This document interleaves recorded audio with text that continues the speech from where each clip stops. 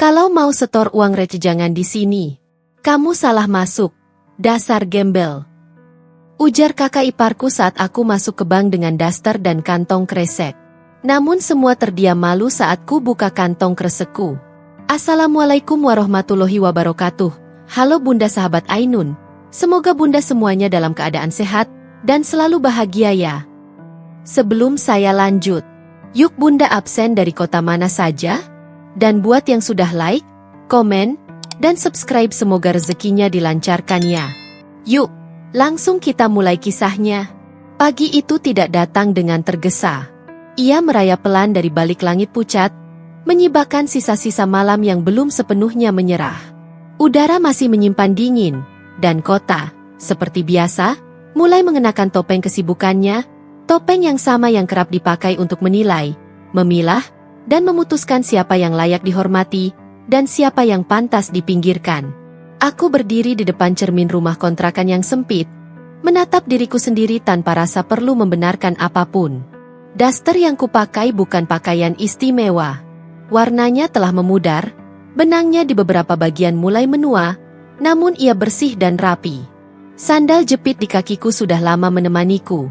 Ke pasar, ke musala, ke hari-hari yang berjalan sederhana. Di tanganku, tergenggam kantong kresek hitam. Tipis, ringan, dan sering dianggap tak bernilai. Tak ada yang tahu, bahkan plastik murahan pun bisa menjadi saksi hidup seseorang. Aku melangkah keluar rumah. Jalanan masih basah oleh sisa embun. Setiap langkahku berbunyi pelan, beradu dengan aspal yang dingin. Tak ada yang istimewa dari caraku berjalan.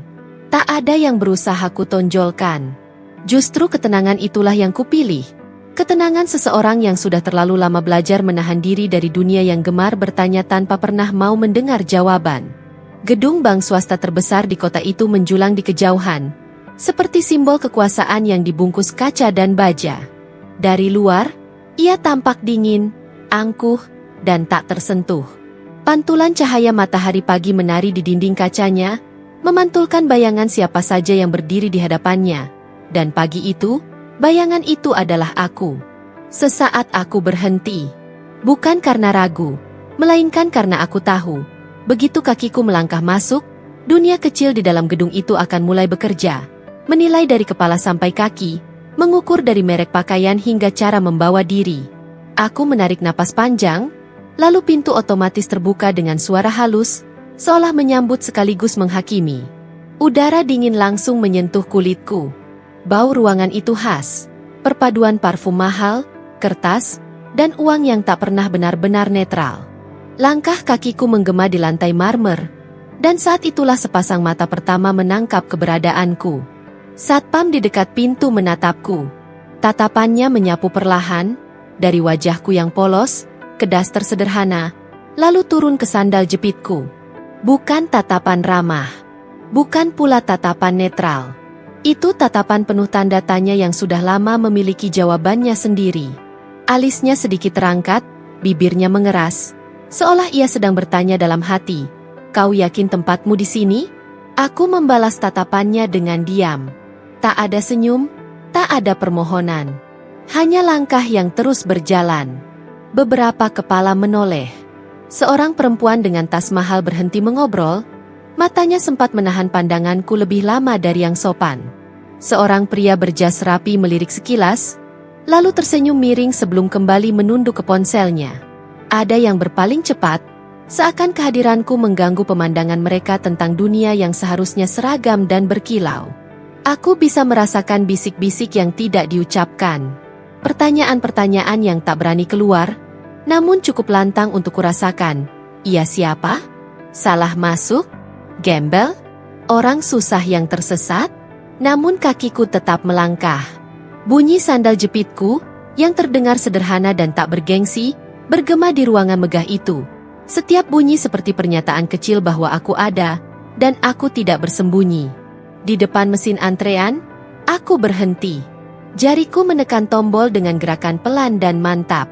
Angka pada layar menyala, dan selembar kertas kecil keluar perlahan.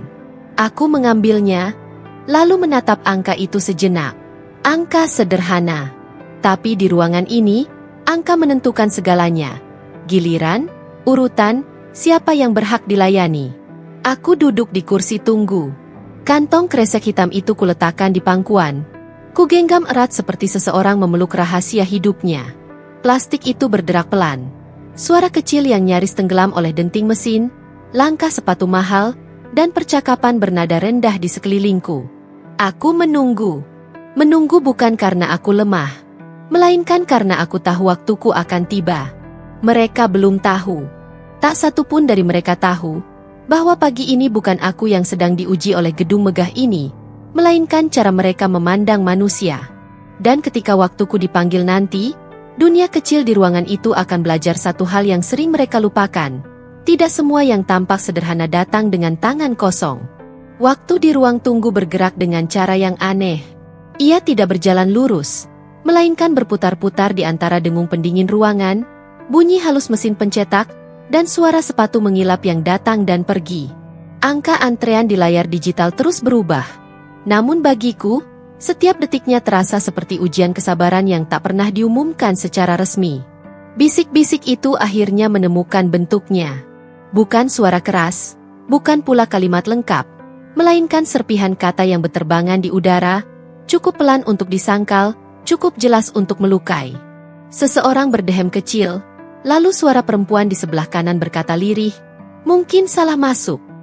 Temannya menoleh sekilas ke arahku, matanya cepat-cepat berpaling, seakan takut ketahuan sedang menimbang nilai hidup orang lain. Seorang pria paruh baya duduk beberapa kursi dariku.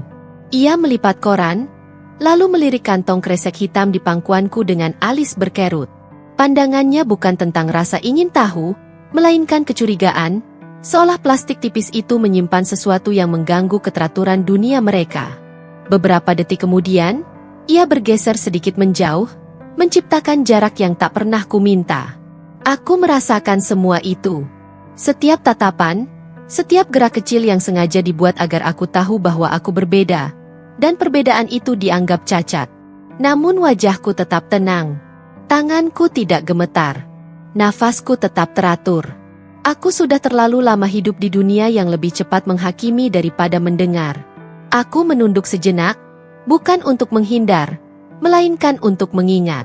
Ingat pada hari-hari ketika aku berdiri di antrean lain, di pasar pagi, di loket rumah sakit, di kantor-kantor kecil yang bau kertas dan keringat.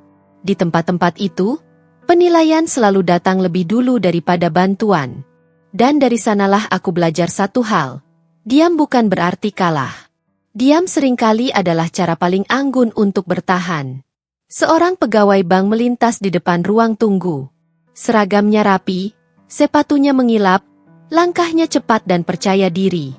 Tatapannya singgah padaku sepersekian detik, cukup lama untuk menyampaikan pesan yang tak terucap. "Kau bukan target layanan kami." Ia lalu melanjutkan langkahnya tanpa senyum, tanpa sapa. Angka antreanku masih jauh. Aku kembali bersandar di kursi, menatap layar yang memantulkan cahaya biru pucat. Setiap kali angka berubah, beberapa orang berdiri dengan sigap, membenahi pakaian mereka, meraih tas mahal, lalu melangkah ke meja layanan dengan kepala tegak. Aku melihat cara mereka disambut, senyum ramah, sapaan hangat, panggilan hormat yang mengalir lancar. Dunia terasa adil bagi mereka yang tampak pantas. Sementara aku tetap duduk. Kantong kresek hitam di pangkuanku terasa semakin berat, bukan karena isinya bertambah, melainkan karena makna yang dikandungnya. Aku tahu, benda itu adalah alasan aku berada di sini. Bukan untuk mengemis belas kasihan, bukan pula untuk mencari dinginnya ruangan. Aku datang dengan tujuan yang jelas, meski tujuanku tidak ditulis di wajahku. Seorang ibu muda yang duduk tak jauh dariku akhirnya berdiri. Ia mendekat ke meja informasi, berbisik pada petugas, lalu tanpa sengaja menoleh ke arahku. Matanya menyiratkan campuran iba dan heran. Mungkin ia bertanya-tanya bagaimana aku bisa sampai di sini. Mungkin ia merasa tempat ini terlalu mahal untuk orang sepertiku. Aku membalas tatapannya dengan pandang kosong, lalu kembali menatap lantai. Di dalam diriku, tak ada amarah yang meledak. Yang ada hanyalah kelelahan yang tenang. Kelelahan karena selalu harus membuktikan bahwa nilai manusia tidak dijahit oleh merek pakaian. Aku sudah melewati fase ingin menjelaskan diri. Kini, aku memilih menunggu saat yang tepat untuk membiarkan kenyataan berbicara. Angka di layar mendekati giliranku. Aku meluruskan punggung, bukan untuk terlihat pantas, melainkan untuk menghormati diriku sendiri. Beberapa pasang mata kembali melirik, mungkin penasaran, mungkin sekadar memastikan prasangka mereka masih aman. Tak satu pun dari mereka tahu bahwa ruang tunggu ini, dengan segala bisik dan tatapannya, bukan tempat aku diuji. Ini hanyalah panggung kecil sebelum kebenaran berjalan sendiri ke tengah ruangan, tanpa perlu aku teriakkan. Dan ketika namaku nanti dipanggil, bukan hanya langkah kakiku yang akan berdiri, melainkan juga semua penilaian mereka yang perlahan akan kehilangan pijakan. Namaku belum dipanggil ketika kehadirannya menyusup ke ruang tunggu itu seperti bayangan yang tiba-tiba menjadi nyata. Aku tidak langsung menoleh. Ada firasat yang lebih dulu bekerja, sejenis getaran lama yang hanya muncul saat masa lalu dan masa kini saling bersentuhan tanpa permisi.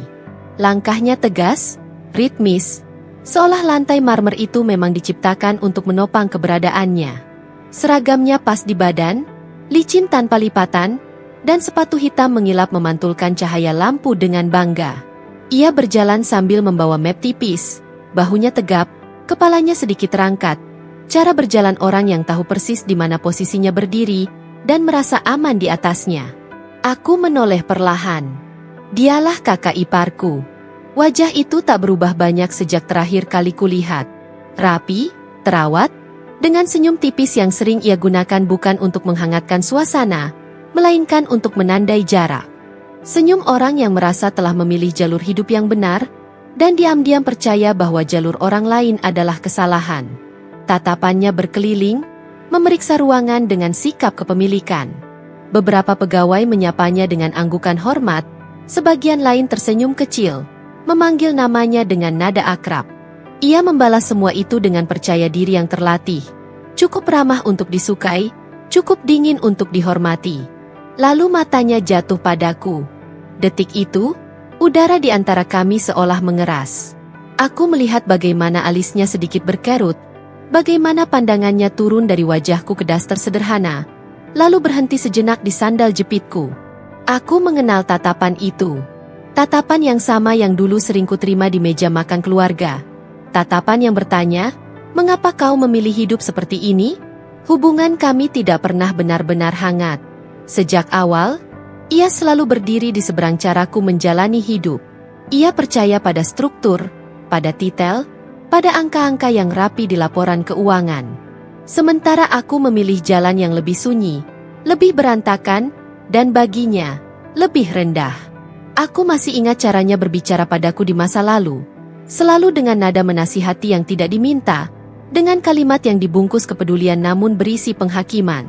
Setiap keberhasilannya ia bawa sebagai pembanding. Setiap langkahku ia ukur dengan penggaris miliknya sendiri. Dan di hadapannya, aku selalu menjadi pihak yang seharusnya bisa lebih baik jika saja mau mendengarkan. Di ruang bank itu, semua kenangan itu datang tanpa diundang. Ia tidak langsung menyapaku. Matanya menahan pandanganku sedikit lebih lama, lalu sudut bibirnya bergerak naik, membentuk senyum yang tak sepenuhnya ramah. Ada kejutan di sana, bukan karena senang bertemu, melainkan karena heran melihatku berada di wilayah kekuasaannya. Aku bisa menebak isi kepalanya. Pertanyaan-pertanyaan lama itu kembali hidup.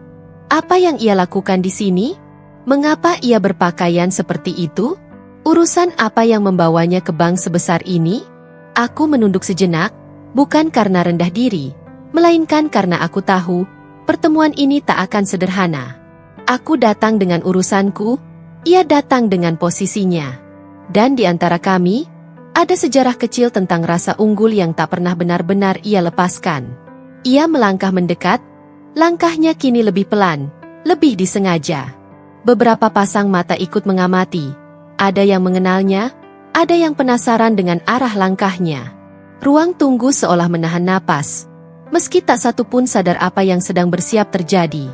Aku tetap duduk, punggung tegak, tangan masih memegang kantong kresek hitam di pangkuan. Aku tidak berdiri menyambutnya. Aku tidak juga berpaling. Dalam diam itu, Aku membiarkan jarak di antara kami berbicara lebih jujur daripada kata-kata. Karena aku tahu, sejak lama, ia selalu merasa lebih tinggi dariku. Dan pagi ini, di tempat yang memberinya panggung dan seragam, keyakinan itu akan ia pakai sepenuh hati. Tanpa tahu bahwa tidak semua ketinggian diukur dari lantai tempat seseorang berdiri. Ia berhenti tepat di depanku. Jarak kami hanya 1 langkah. Cukup dekat untuk saling mendengar napas. Cukup jauh untuk mempertahankan kesombongan. Aku bisa mencium aroma parfumnya, wangi mahal yang dingin, seperti semua yang melekat pada hidup yang ia banggakan. Tangannya terlipat di depan dada. Sikap orang yang merasa sedang berdiri di tempat yang benar, di atas pijakan yang lebih tinggi. Ia menunduk sedikit, mendekatkan wajahnya ke arahku.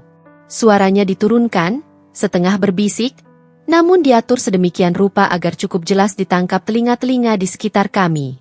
"Kamu ngapain kesini?" katanya. Nada suaranya mengandung keheranan yang dibuat-buat. "Ini Bang, bukan balai desa." Beberapa kepala menoleh. Beberapa pasang telinga mendadak lebih tajam dari sebelumnya. Aku bisa merasakan bagaimana kalimat itu meluncur pelan, lalu menyebar seperti racun yang halus. Pandangan matanya kembali menyapu tubuhku, kali ini tanpa basa-basi. Dari dasterku, ke sandal jepitku, lalu berhenti di kantong kresek hitam yang kupeluk. Bibirnya melengkung tipis, lalu ia tertawa kecil. Tawa pendek, ringan, namun cukup untuk menusuk. "Kamu ini kelihatan kayak gembel," lanjutnya. "Orang kampung yang salah masuk gedung." Kata itu jatuh begitu saja, tanpa ragu, tanpa rasa bersalah. Seolah status darah keluarga memberinya hak untuk merendahkan. Seolah seragam di tubuhnya adalah izin untuk menghapus martabat orang lain. Tawanya kembali terdengar, kecil, tertahan, tapi disengaja. Tawa orang yang tidak sedang bercanda, melainkan sedang mempertontonkan kuasa. Aku bisa merasakan panas menjalar di dada, bukan karena marah yang meledak, melainkan karena luka lama yang disentuh ulang. Di dalam kepalaku, kenangan kejadian lain berkelebat. Meja makan keluarga, percakapan yang selalu berakhir dengan perbandingan, cara ia memamerkan pencapaiannya seolah hidup adalah lomba yang wajib dimenangkan. Beberapa nasabah kini terang-terangan memperhatikan. Ada yang menahan senyum, ada yang pura-pura sibuk dengan ponsel namun telinganya tegak. Satpam di dekat pintu melirik arah kami, ragu untuk mendekat. Barangkali karena ia tahu siapa kakak iparku, dan memilih diam di pihak yang dianggap aman. Aku tetap duduk. Tanganku tidak bergerak. Kantong kresek hitam itu masih kugenggam erat. Di dalam diriku, ada suara kecil yang bertanya apakah aku perlu membela diri. Menjelaskan. Membantah. Mengingatkannya bahwa aku juga manusia. Bahwa aku datang dengan tujuan. Namun suara lain, yang lebih dewasa, lebih tenang, memintaku tetap diam. Aku menatap wajahnya. Kali ini langsung. Tanpa gentar. Tanpa tunduk. Aku membiarkan mataku menyampaikan sesuatu yang tidak bisa ia baca dengan mudah. Ketenangan seseorang yang tahu posisinya sendiri, tanpa perlu pengakuan dari orang lain. Diamku tampaknya mengganggunya. Ia mengangkat alis, seolah menunggu reaksiku. Senyumnya semakin condong ke arah ejekan.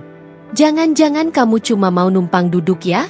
AC-nya dingin," katanya lagi, kali ini sedikit lebih keras. Cukup keras untuk membuat 2 orang di barisan depan menoleh dan saling bertukar pandang. Aku merasakan ruang tunggu itu berubah.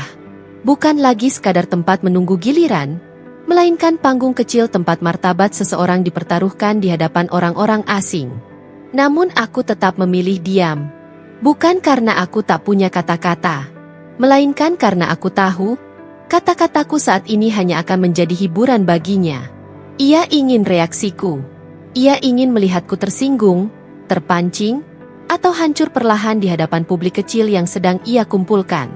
Aku tidak akan memberinya itu. Aku hanya menghela napas pelan. Nafas panjang yang menenangkan diri sendiri. Lalu aku kembali menatap lurus ke depan, seolah kehadirannya tak lebih penting dari angka antrean yang terus berganti di layar. Untuk sesaat, senyumnya mengeras. Tawanya berhenti menggantung di udara, kehilangan gaung yang ia harapkan. Ia mungkin tidak menyadari satu hal. Tidak semua orang yang diam sedang kalah. Ada yang diam karena tahu waktunya belum tiba. Dan ketika waktuku nanti datang, aku tidak perlu membalas tawanya. Kenyataan akan melakukannya untukku. Pandangan matanya turun perlahan, seperti pisau yang sengaja diarahkan ke satu titik paling mudah diserang. Kali ini bukan wajahku, bukan pakaianku, melainkan kantong kresek hitam di tanganku. Ia menatapnya beberapa detik lebih lama dari sebelumnya, seolah sedang memastikan bahwa benda sederhana itu memang layak dijadikan bahan tertawaan. Lalu bibirnya kembali bergerak. Ia tertawa. Bukan tawa lepas, melainkan tawa pendek yang disengaja, tawa orang yang ingin memastikan orang lain ikut menertawakan objek yang sama. Tangannya sedikit menunjuk ke arah kantong itu. Gerakan kecil namun cukup jelas untuk menarik perhatian siapapun yang sedang menunggu. "Kamu mau setor uang receh?" katanya. Nada suaranya dibuat ringan, namun tajam. "Kalau begitu bukan lewat sini." Teller belakang biasanya buat yang kayak begitu. Beberapa detik pertama terasa hening. Lalu, seperti aba-aba yang tak terlihat, senyum-senyum kecil mulai bermunculan. Seorang pegawai di meja informasi menunduk sambil menahan tawa.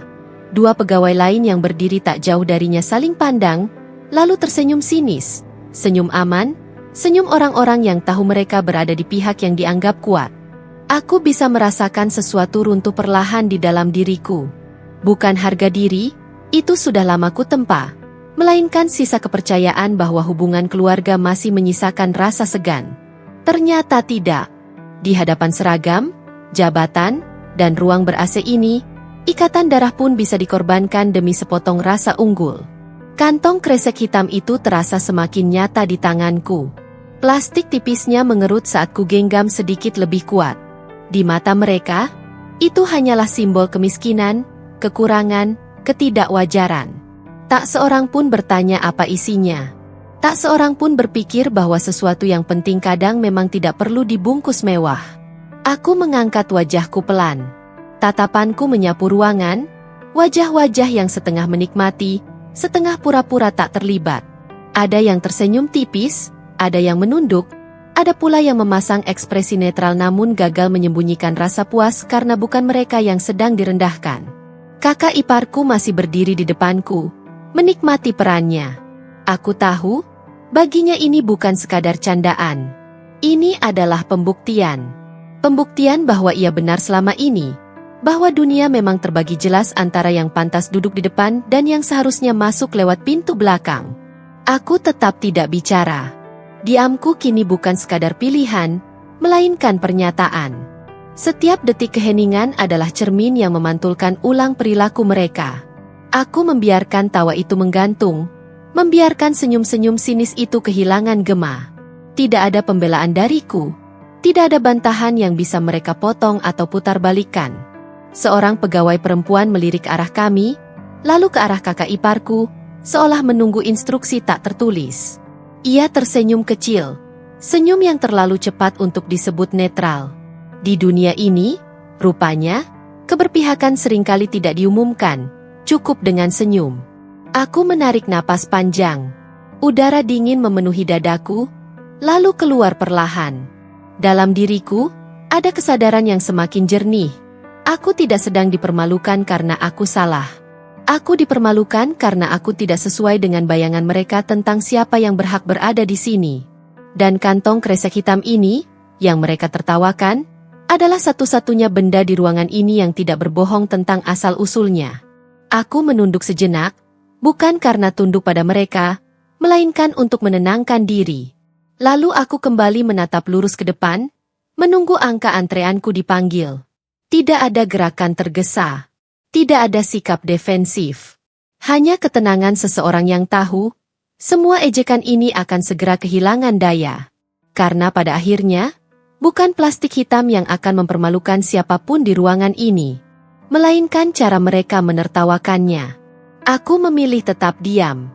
Bukan karena kata-katanya tak melukai, melainkan karena aku telah belajar membedakan mana luka yang perlu diobati, dan mana suara yang cukup dibiarkan berlalu. Di ruang tunggu yang semakin sunyi oleh ketegangan itu, diamku berdiri lebih tegak daripada suara siapapun yang mencoba merendahkanku. Angka antrean di layar terus bergerak. Setiap pergantian angka terdengar seperti detak jam yang menegaskan satu hal. Waktuku akan tiba, tanpa perlu aku memintanya. Aku menatap layar itu dengan fokus, seolah di sanalah seluruh perhatianku tertambat. Di sekelilingku, suasana terasa menggantung, orang-orang yang tadi tersenyum kini mulai canggung. Tidak lagi yakin harus memihak pada ejekan atau kembali pada urusan mereka sendiri. Kakak iparku masih berdiri. Aku bisa merasakan kehadirannya tanpa perlu menoleh. Diamku tidak memberinya kepuasan. Ia menunggu bantahan, pembelaan, atau mungkin air mata. Namun yang ia dapatkan hanyalah ketenangan yang tak bisa ia sentuh. Aku tahu betul, harga diriku tidak ditentukan oleh bagaimana orang lain memanggilku hari ini. Ia dibangun dari malam-malam panjang, dari keputusan-keputusan sulit yang tak pernah kusuarakan, dari perjalanan sunyi yang tidak tercatat di mata siapapun di ruangan ini. Kata-kata, betapapun tajamnya, tidak mampu menghapus itu. Tanganku kembali mengencang di atas kantong kresek hitam. Bukan karena gugup, melainkan karena aku ingin memastikan diriku tetap hadir sepenuhnya. Plastik itu bukan bebanku. Ia adalah saksi. Dan saksi tidak perlu bicara untuk dianggap ada. Aku datang ke sini dengan tujuan yang jelas. Bukan untuk memenangkan adu mulut, bukan pula untuk memulihkan harga diri di hadapan penonton yang tidak mengenalku. Aku datang untuk menyelesaikan sesuatu yang telah lama kutunda, sesuatu yang membutuhkan keberanian, bukan suara keras. Seorang anak kecil di sudut ruangan menarik lengan ibunya, berbisik tentang layar angka yang menyala. Ibunya mengangguk, matanya sesaat menatap ke arahku, lalu cepat-cepat berpaling. Dunia kecil itu terus berjalan, seolah apa yang terjadi padaku hanyalah selingan yang tak penting. Dan aku menerima itu. Tidak semua orang harus mengerti. Nomor di tanganku kini tinggal beberapa angka lagi.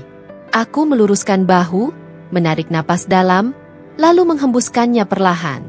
Dalam dadaku, ada ketenangan yang menguat, seperti akar yang semakin menghujam ke tanah. Apapun yang akan terjadi setelah ini, aku siap menerimanya tanpa perlu membuktikan apapun pada siapapun. Aku tahu, jika aku menanggapi ejekan tadi, aku hanya akan mengaburkan tujuan utamaku. Aku tidak datang untuk bertengkar. Aku datang untuk berdiri di atas keputusan yang telah kupikirkan matang-matang. Diam adalah caraku menjaga arah. Kakak iparku akhirnya bergerak. Mungkin merasa tak lagi menjadi pusat perhatian. Aku tidak menoleh saat ia melangkah pergi. Aku tidak perlu melihat punggungnya untuk tahu, hari ini ia belum menang apa-apa. Layar kembali menyala. Angka berubah. Aku mengangkat kepala sedikit lebih tinggi. Saat nomorku dipanggil nanti, aku akan berdiri, bukan sebagai perempuan dengan daster dan sandal jepit, bukan sebagai bahan ejekan di ruang tunggu, melainkan sebagai diriku sendiri, utuh dengan tujuan yang membawaku ke tempat ini. Dan itu sudah lebih dari cukup. Suara panggilan itu akhirnya terdengar, jelas dan tak bisa disangkal. Angka yang sejak tadi kugenggam kini menemukan suaranya di udara. Ruang tunggu yang semula dipenuhi dengung dan bisik-bisik mendadak terasa lebih hening. Seolah semua mata menunggu sesuatu yang akan terjadi setelah aku berdiri. Aku bangkit dari kursi dengan gerakan pelan, terukur. Tidak tergesa, tidak pula ragu. Dasterku jatuh lurus mengikuti tubuhku. Sandal jepitku kembali berbunyi pelan di lantai marmer. Bunyi itu, yang sejak tadi dianggap tak pantas, kini terdengar lebih tegas, seakan setiap langkah membawa keputusan yang tidak bisa ditarik kembali. Kantong kresek hitamku genggam dengan kedua tangan. Plastik itu berkresek lirih. Suara kecil yang kontras dengan kesunyian di sekitarku. Beberapa pasang mata mengikuti pergerakanku. Ada yang menatap dengan rasa ingin tahu yang tertahan, ada yang masih menyimpan senyum miring, ada pula yang mulai merasa tak nyaman, seolah menyadari bahwa mereka mungkin terlalu cepat menilai. Aku berjalan menuju meja teller. Di sisi ruangan, kakak iparku belum berpaling. Tatapannya menempel di punggungku, penuh keyakinan bahwa ini hanyalah babak lanjutan dari ejekan yang tadi ia mulai. Aku bisa membayangkan isi pikirannya. Teller akan kebingungan, petugas akan memanggilnya, aku akan disingkirkan dengan sopan namun tegas. Ia menunggu momen itu seperti seseorang menunggu pembenaran atas anggapan lamanya. Aku tidak menoleh ke arahnya. Perhatianku tertuju pada meja teller di depanku. Bersih, rapi, dengan kaca bening yang memantulkan wajahku sendiri. Untuk sesaat, aku melihat pantulan itu lebih jelas. Wajah yang tenang, mata yang tidak mencari simpati, dan garis-garis halus yang lahir dari keteguhan, bukan kelelahan. Teller di depanku mengangkat kepala. Seorang perempuan muda, riasannya sederhana, senyumnya profesional. Ia menyapaku dengan suara netral, sama seperti ia menyapa nasabah sebelumku. Tidak ada penilaian di sana, hanya prosedur. Selamat pagi, Ibu. Ada yang bisa saya bantu? Aku mengangguk pelan. Di belakangku, aku merasakan ruang tunggu kembali bernapas. Orang-orang mencondongkan tubuh sedikit, seolah tak ingin melewatkan apapun. Beberapa pegawai yang tadi tersenyum sinis kini berpura-pura sibuk, meski sudut mata mereka jelas mengarah ke meja tempatku berdiri. Aku menaruh kantong kresek hitam itu di atas meja, tepat di depan teller. Suaranya terdengar lebih keras dari yang kuduga, bukan karena plastiknya, melainkan karena keheningan yang menyertainya. Tanganku tetap tenang, tidak gemetar.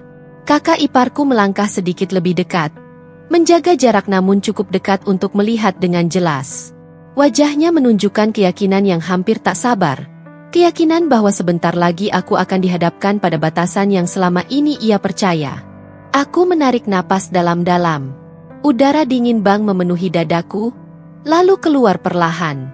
Tidak ada keraguan di dalam diriku. Jika selama ini aku memilih diam, kini bukan karena takut, melainkan karena aku tahu. Saat ini, aku tidak perlu bicara lebih banyak dari yang diperlukan. Aku berdiri tegak di depan teller, siap menyampaikan maksud kedatanganku. Dan untuk pertama kalinya sejak pagi tadi, aku merasakan satu hal yang tak bisa diambil siapapun dariku, kendali atas langkahku sendiri. Teller itu menatap kantong kresek hitam di atas meja, lalu kembali ke wajahku. Keraguannya tidak disembunyikan sepenuhnya. Ia hanya dibungkus sopan santun yang dipelajari dari pelatihan.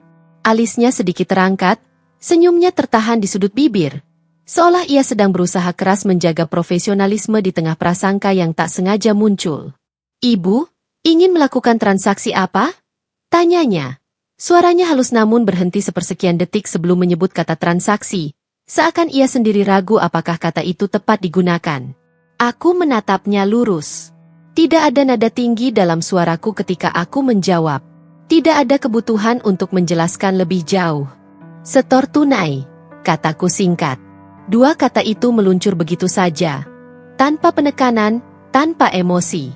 Namun dampaknya terasa.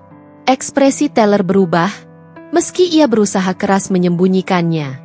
Senyum profesionalnya mengendur, matanya kembali melirik kantong kresek hitam, kali ini lebih lama. Ada perhitungan cepat di sana, juga ketidakpercayaan yang belum sepenuhnya hilang. Baik, Ibu, katanya akhirnya. Ia meraih formulir setoran, lalu meletakkannya di atas meja. Tangannya bergerak sedikit lebih pelan dari sebelumnya, seolah pikirannya sedang bekerja di tempat lain. Silakan diisi dulu. Aku mengambil pulpen. Saat ujungnya menyentuh kertas, aku merasakan tatapan-tatapan itu kembali mengarah padaku. Dari samping, dari belakang, dari sudut ruangan. Mereka tidak mendengar apa yang kami bicarakan, namun bahasa tubuh sudah cukup menjadi cerita. Bisik-bisik mungkin tidak terdengar, tetapi rasa ingin tahu itu memenuhi ruang. Aku mengisi formulir dengan tulisan yang tenang. Setiap huruf kutulis rapi, bukan untuk mengesankan siapapun, melainkan karena aku terbiasa menulis dengan tertib. Di setiap tarikan garis, ada kesadaran bahwa aku sedang melangkah lebih jauh ke dalam proses yang tidak bisa dihentikan. Teller itu memperhatikanku. Kali ini bukan dengan tatapan meremehkan, melainkan dengan keingintahuan yang mulai jujur. Ia menerima kembali formulir itu, membacanya cepat, lalu kembali menatapku. Ada jeda kecil sebelum ia bicara lagi. Ibu, setorannya dalam bentuk apa? Tanyanya. Nadanya tetap sopan, namun kini ada kehati-hatian di sana. Uang tunai. Jawabku, tetap singkat. Aku membuka kantong kresek hitam itu perlahan. Tidak tergesa, tidak dramatis.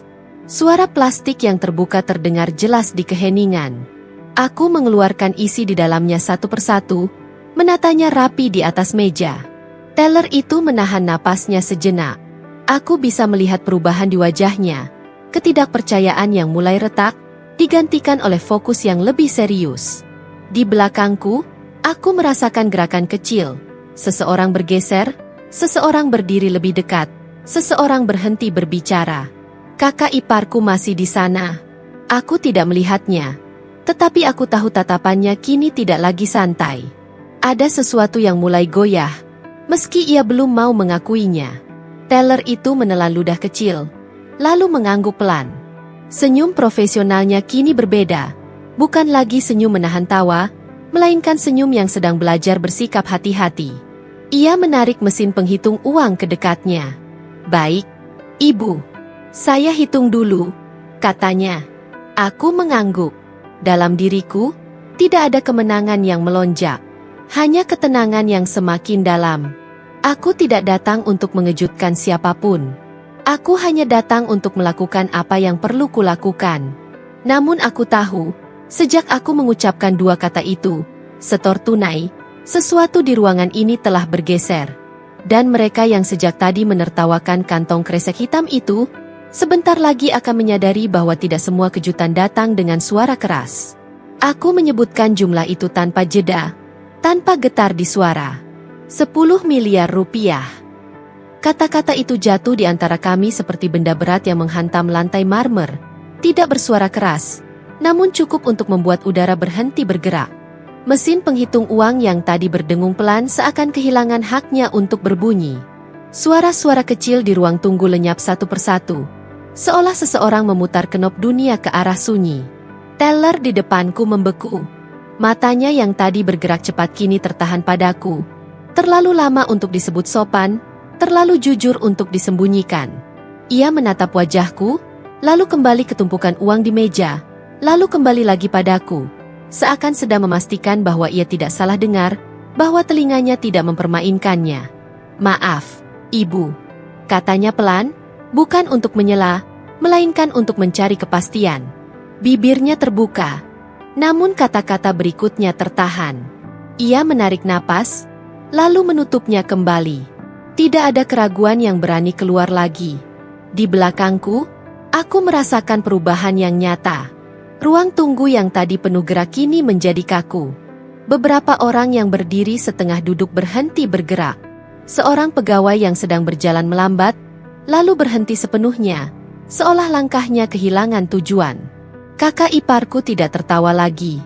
Keheningan itu menyentuhnya lebih dulu daripada siapapun. Aku bisa merasakan caranya berdiri berubah. Bahu yang tadi santai kini mengeras, kepala yang tegak kini sedikit condong ke depan.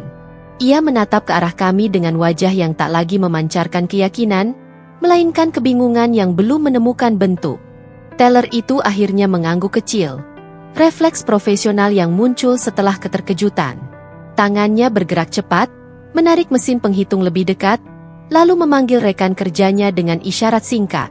Senyumnya telah lenyap sepenuhnya, digantikan oleh ekspresi fokus yang serius. "Baik, Ibu," katanya lagi, kali ini dengan nada yang berbeda, lebih rendah, lebih hati-hati, lebih hormat. "Kami akan proses sesuai prosedur." Aku mengangguk pelan. Tidak ada rasa ingin membalikan keadaan dengan dramatis. Tidak ada keinginan melihat siapapun menyesal. Aku hanya berdiri di sana, menyaksikan bagaimana satu angka, yang bagi sebagian orang hanyalah target, grafik, atau mimpi, mampu mengubah cara manusia saling memandang. Seorang nasabah di barisan depan menoleh, matanya melebar, lalu cepat-cepat menunduk. Seorang pegawai lain berdiri di dekat meja layanan, menahan diri untuk tidak melirik terlalu terang-terangan. Mereka semua kini mengukur ulang sesuatu di dalam kepala mereka, meski tak satu pun berani mengakuinya. Kakak iparku tetap terdiam. Wajahnya pucat, senyum yang tadi ia pakai seperti topeng kini runtuh sepenuhnya. Bibirnya terkatup rapat, seolah takut satu kata saja akan membuka lubang yang tak bisa ia tutup kembali. Aku tidak menoleh ke arahnya. Aku tidak perlu melihatnya untuk tahu. Keyakinannya tentang diriku sedang retak di tempat yang paling ia percaya. Aku menyadari satu hal di saat itu, bukan aku yang berubah. Angka itulah yang memaksa mereka melihat dengan mata yang berbeda. Dan di tengah kesunyian yang berat itu, aku berdiri tenang. Bukan sebagai perempuan dengan kantong kresek hitam, bukan sebagai bahan ejekan, melainkan sebagai seseorang yang akhirnya tak bisa lagi diabaikan. Dengan gerakan tenang, aku membuka kantong kresek hitam itu sepenuhnya.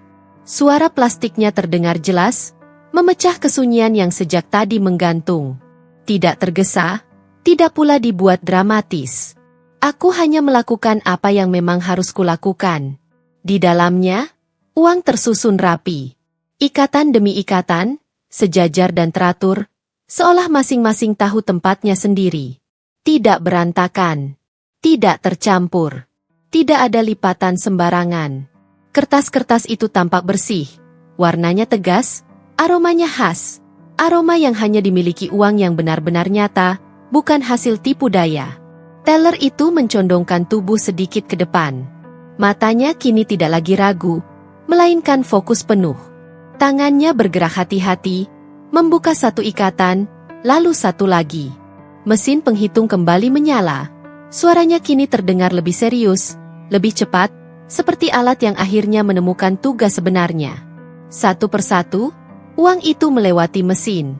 Angkanya terus bertambah di layar kecil, bergerak naik tanpa jeda yang mencurigakan. Tidak ada bunyi penolakan. Tidak ada lampu merah.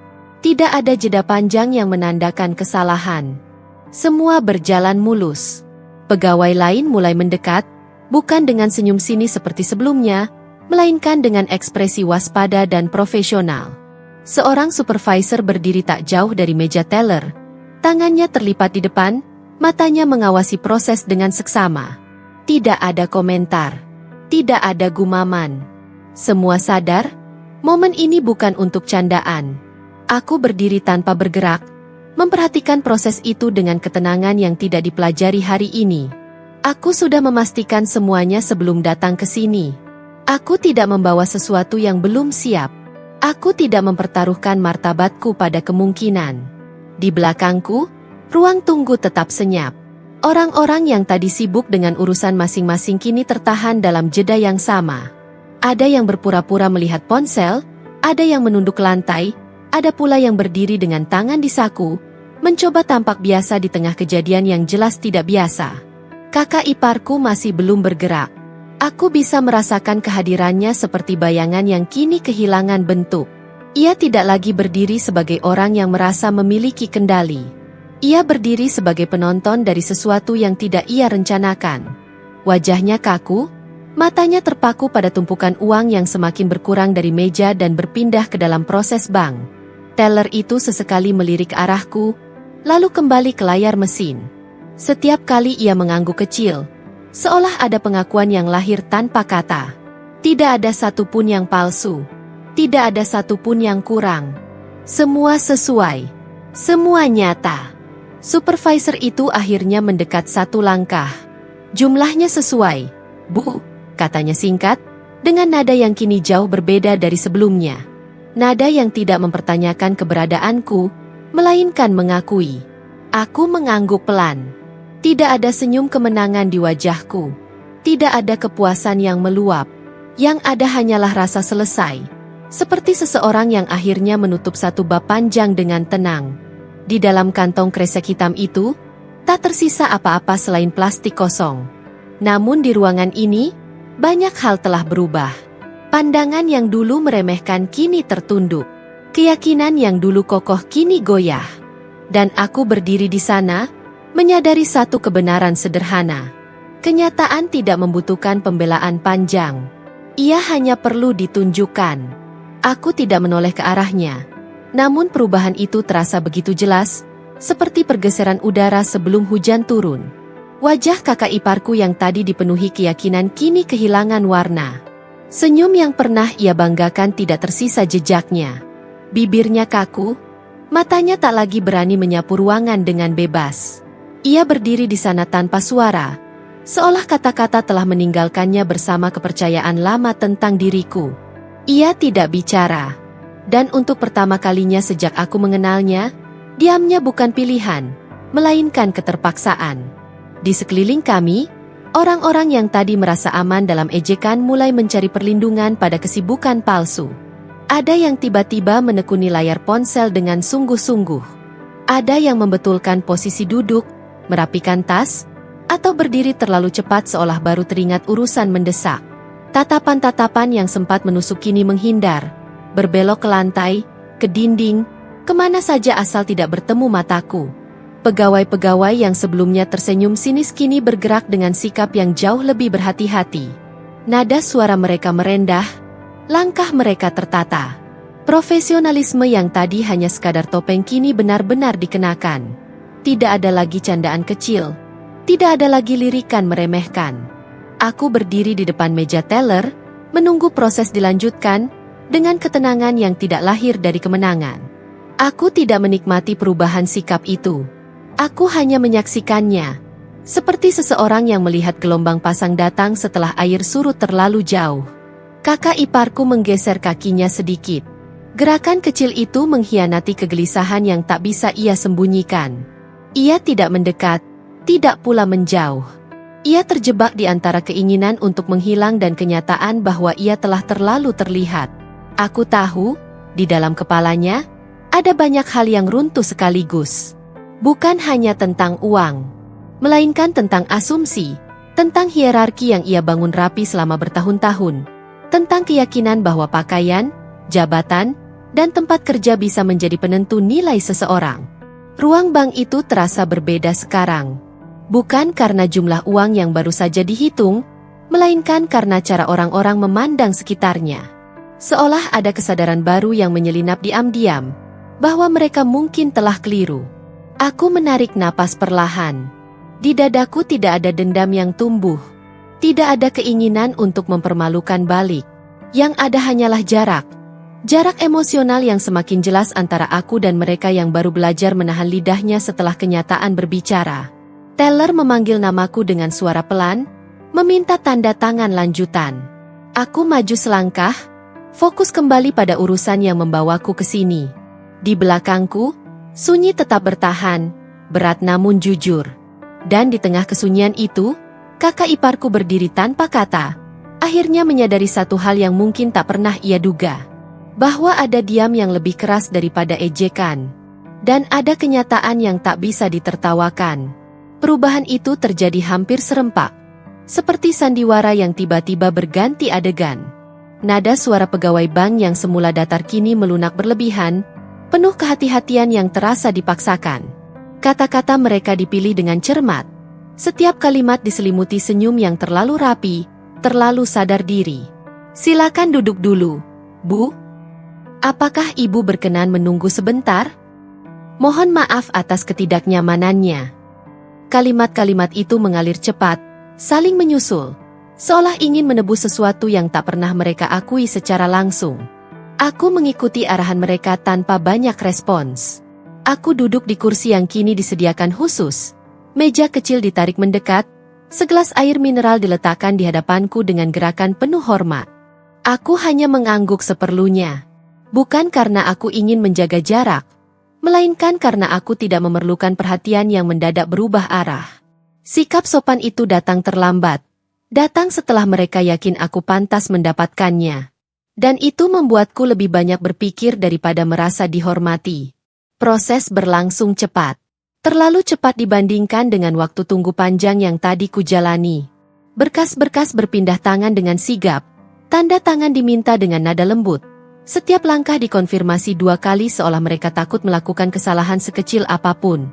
Seorang supervisor mendampingi, berdiri tak jauh dariku. Sesekali mengangguk kecil setiap kali aku menatap ke arahnya. Aku tetap tenang. Aku tidak menuntut penjelasan tambahan. Aku tidak meminta perlakuan khusus. Aku hanya menjawab bila perlu, mengangguk bila diminta, dan menunggu saat proses ini selesai sepenuhnya. Di sudut ruangan, kakak iparku masih ada. Ia tidak lagi menjadi pusat apapun. Tidak ada pegawai yang menyapanya dengan nada akrab seperti tadi. Tidak ada senyum kecil yang mencari pengakuannya. Ia berdiri di sana, menjadi saksi bisu dari perubahan yang tidak bisa ia kendalikan. Aku menyadari satu hal yang sederhana namun pahit. Perlakuan baik seringkali bukan tentang kebaikan hati, melainkan tentang persepsi nilai. Aku tidak marah pada mereka. Aku juga tidak merasa perlu memaafkan. Aku hanya mencatat semuanya dalam diam, seperti seseorang yang sedang belajar ulang tentang wajah dunia. Ketika teller menyerahkan bukti transaksi sementara, tangannya sedikit gemetar. Ia menatapku dengan mata yang kini penuh kehati-hatian, seolah takut salah memandang lagi. Aku menerima kertas itu dengan tenang, mengangguk kecil, lalu melipatnya rapi. Tidak ada senyum balasan dariku. Tidak juga wajah dingin. Hanya ekspresi netral seseorang yang sedang menuntaskan urusan. Kesopanan yang kini mereka tunjukkan memang lebih rapi, lebih halus, lebih profesional. Namun di dalam diriku, ada jarak yang tetap terjaga. Karena aku tahu, jika aku datang tadi tanpa kantong kresek hitam itu berisi 10 miliar rupiah, perlakuan ini tidak akan pernah ada. Dan kesadaran itu, entah mengapa, terasa lebih berat daripada semua ejekan sebelumnya. Aku menunggu di kursi yang kini terasa terlalu empuk, sementara proses terakhir berjalan di balik meja. Dalam keheningan yang kembali tertata rapi, pikiranku melayang pada satu kesadaran yang sejak lama menetap dalam hidupku. Aku memang memilih hidup sederhana, dan pilihan itu bukan hasil keterbatasan, melainkan keputusan yang disengaja. Aku tidak pernah merasa perlu membungkus diriku dengan kemewahan agar dianggap layak. Pakaian mahal, tas berkilau, atau sepatu berlabel tidak pernah menjadi bahasa yang ingin kugunakan untuk memperkenalkan diri pada dunia. Bagiku, siapa diri seseorang tidak ditentukan oleh apa yang ia kenakan, melainkan oleh apa yang ia pertahankan saat tidak ada yang melihat. Kesederhanaan ini tidak datang tiba-tiba. Ia lahir dari perjalanan panjang. Dari hari-hari di mana aku belajar mengelola setiap keputusan dengan penuh tanggung jawab, dari malam-malam ketika aku menimbang risiko tanpa sorak-sorai, dari keberanian untuk menunda kepuasan demi tujuan yang lebih besar. Uang yang kini mereka perlakukan dengan penuh hormat itu bukan hadiah. Ia adalah hasil kerja keras yang tak pernah aku anggap perlu dipamerkan. Aku terbiasa bekerja dalam diam. Tidak semua keberhasilan harus diumumkan. Tidak semua pencapaian perlu saksi. Ada kepuasan tersendiri dalam mengetahui bahwa aku mampu berdiri tanpa harus meyakinkan siapapun. Dunia boleh berisik dengan penilaian, tetapi hidupku tidak harus ikut berteriak. Aku menatap tanganku sendiri. Tangan yang sama yang tadi memegang kantong kresek hitam itu telah melewati banyak hal, menandatangani keputusan penting, menutup kesepakatan yang tak pernah diketahui orang-orang di ruang tunggu ini, dan memegang tanggung jawab yang jauh lebih besar daripada sekadar setoran hari ini. Tidak ada cincin mencolok di sana. Tidak ada jam mahal yang mengkilap. Namun tanggung jawab yang dibawanya tidak pernah ringan. Aku tahu, sebagian orang mengukur keberhasilan dari seberapa keras ia bisa dipertontonkan. Aku tidak. Aku mengukurnya dari seberapa tenang aku bisa tidur di malam hari, dari seberapa sedikit aku perlu membuktikan diri pada dunia. Di sekelilingku, pegawai bank bergerak cepat, tetap dengan sikap hormat yang berusaha konsisten. Aku menyadari, kesederhanaanku mungkin membingungkan mereka. Dunia mereka terbiasa dengan simbol. Dan aku datang tanpa simbol apapun selain diriku sendiri. Aku menarik napas panjang. Tidak ada penyesalan atas pilihan hidup ini. Jika harus mengulang semuanya, aku akan tetap memilih jalan yang sama. Jalan yang tidak selalu berkilau, tetapi jujur.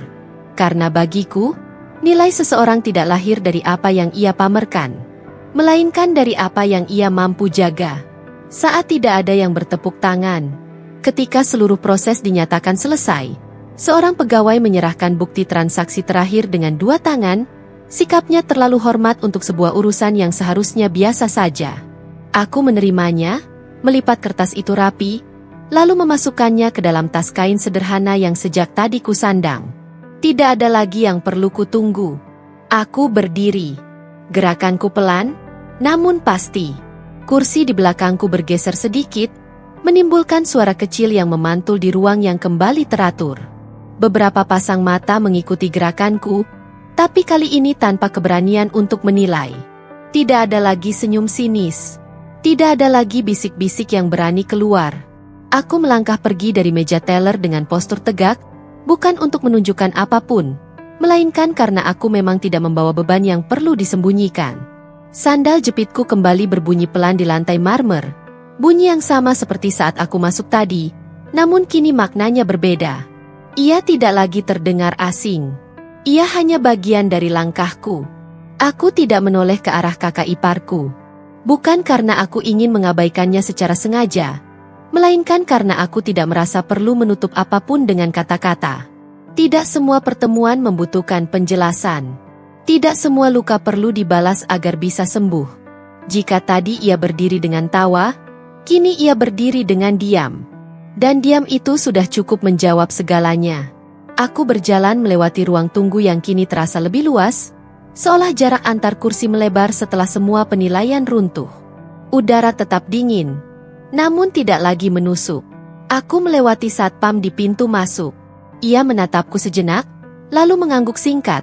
Anggukan yang datang terlambat, namun aku menerimanya tanpa beban. Pintu otomatis terbuka. Cahaya siang menyambutku kembali, hangat dan jujur.